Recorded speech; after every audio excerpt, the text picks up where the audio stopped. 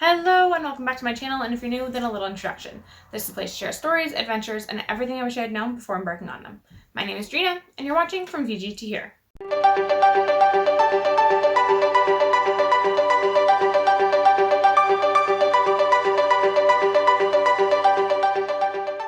Today, it's all about babies. More specifically, my baby and the items that we deem necessary in order to go traveling with her. Now, this will vary depending on the type of traveler you are, as well as the type of baby that you have, but let's dive in. The first item I want to talk about is our stroller. So we did go with the Baby Zen Yo-Yo 2. It folds up easily, is super lightweight, and is one of the only strollers approved to fly in the overhead compartment of the airplane. We wanted to make sure that we had a stroller that could come all the way to the gate with us, and that we didn't have to risk checking and potentially losing before getting to our destination, as well as it potentially getting damaged in transit or anything like that. The stroller comes with a cover to ensure that it doesn't track dirt inside the airplane, as well as to keep it compact as you travel. There's also a bassinet portion for it if your child is less than 6 months. However, we didn't purchase that. We just used the car seat with the adapters until she was 6 months. Speaking of car seats, we do actually have two. We have one for our daily use. However, when we're traveling, we do like to go with the Costco Sonera next. This convertible car seat grows with your child from rear facing to forward facing. It's approved for airplane use and can hold your child up to 40 pounds. Its lightweight design and simplicity makes it easy to travel with and install upon arrival at your next destination. Our third travel must-have for Little Miss is our travel cot. She's actually sleeping in it right now, but I'll insert an overlay footage of how easy it is to set up and just how lightweight and compact it can get down to. The cot that we use is the Baby Bjorn travel cot, which folds up conveniently small enough to fit in our larger checked luggage. With a quick setup, even when we arrive to our destination late at night, it's easy to get it set up so that she can go to sleep. And it's also nice because the mattress folds away inside of it, allowing us to bring the baby-approved mattress that has the harder one side and the softer on the other side. That's recommended for safe sleeping habit. When it comes to baby carriers, we have tried out quite a few. We've tried just a wrap. We've tried kind of like a soft wrap style that she loved when she was a newborn, but as she's gotten bigger, it's just not as supportive. Of all the carriers that we've tried, my favorite is by far this one. It is the Infantino Carry-On Multi-Pocket Carrier. The pockets allow for me to carry all my necessities without having to bring additional bags, such as my purse, or worry about if I have pockets to carry little things like car keys, my wallet, my phone, etc. This one here is approved for 3 different positions, so we have facing in, facing out, and on my back.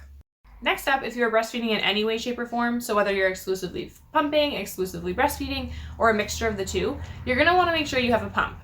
Now, when looking into pumps, there are a multitude of different brands. There's differences between single and double, and the main thing that we wanted to look for was that it could be charged through the wall, through like a AC/DC adapter, or you could charge it with batteries. Now, for me, this was really important because when you're on the road, you don't necessarily always have access to an outlet, so some airplanes don't actually have the plugs for these. Also, if you're going on a road trip, there's a million different scenarios that you could need to pump and don't have access to a wall outlet, so that's something to take into consideration. Along with the pump and whatever bottles you end up choosing, these are something else that I deem a must-have when traveling. I'll see if you can see what they're called there. So these are the Medela Quick Clean wipes. They work for breast pumps, accessories, so also bottles, soothers if you drop one. But essentially they are like wet wipes so that you clean your pieces without soap or water. They're free of alcohol, bleach, and perfumes. It says free use with toys, nursery items, and more. So these are super, super helpful if you're doing a road trip where you don't have access to running water and soap in between pumps, I guess.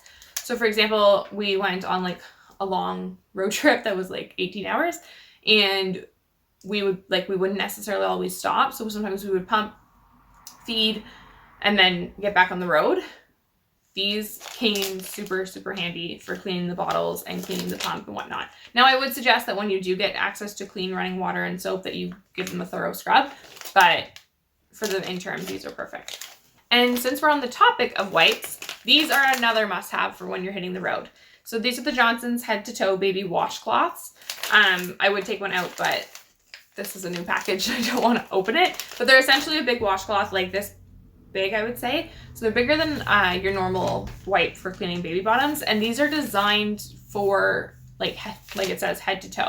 So baby wipes A lot of them, unless you're using water wipes, have chemicals in them that you don't necessarily want on baby's hands, where they're going to put them in their mouth or around baby's face or lips and things like that.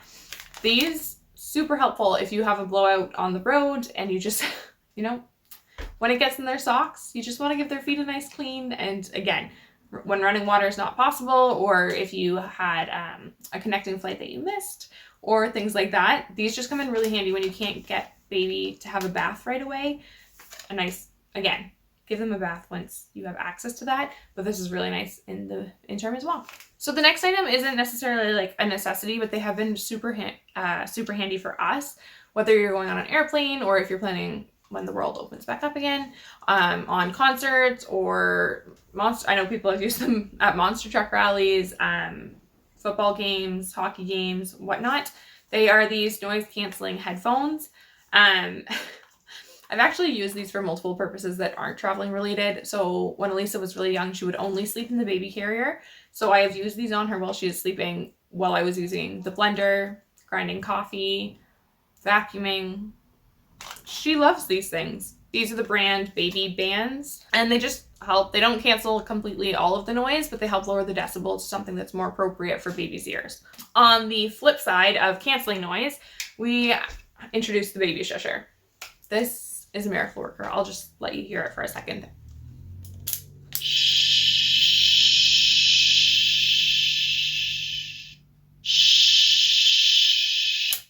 That is all it does. The batteries are replaceable, which is super handy. And because it runs off batteries, it's super, super portable. So if your baby is used to listening to white noise to fall asleep, this is super handy to use in the car. Again, on an airplane, other passengers might not like it, but it's better than a baby screaming. And honestly, we use it in the house too, just especially when Elisa's having a hard time winding down for sleep, instead of you losing your voice, standing there going like, shh. This is super helpful. And it does have a volume. So that was on the loudest for you guys to hear, but you can make it more quiet. It's set for a timer. There's a 15-minute and a 30-minute timer. And yeah, it's really simple, but definitely on my list of must-haves. My final item for this video is a baby on board sign. Now, here's my teaching moment of the day, because prior to working in the medical field, I thought it was just some cute little sign, like, why did it matter? Who needs to know that you have a baby in your car? Like, anywho. The purpose of these signs is actually for emergencies. So most paramedics and ambulances don't carry infant-sized equipment, I guess. So if they arrive on site for an accident, God forbid, they don't have the equipment necessarily for your infant. So the purpose of these signs is that if you are, again, knock on wood, God forbid, that you are in an accident, a bystander, when they call 911, they can see that there's a baby on board and they can notify the person on the telephone, so the paramedics can come prepared with the equipment that might be needed to help your child. Anyways, so if you take nothing else from this video, take that, share that with your friends and family, because it could literally save a child's life. On that note, that's the end of the video. If you have any questions, please feel free to leave them down below, as well as any other videos you'd be interested in seeing. If you like this video, please give it a thumbs up, because it really does support my channel. And also, if I've left anything that you think is a travel necessity for traveling with children, please do let me know in the comments. We're kind of new on this journey. A huge thank you for watching, and remember, life is what happens between the plans that you make. Bye, guys.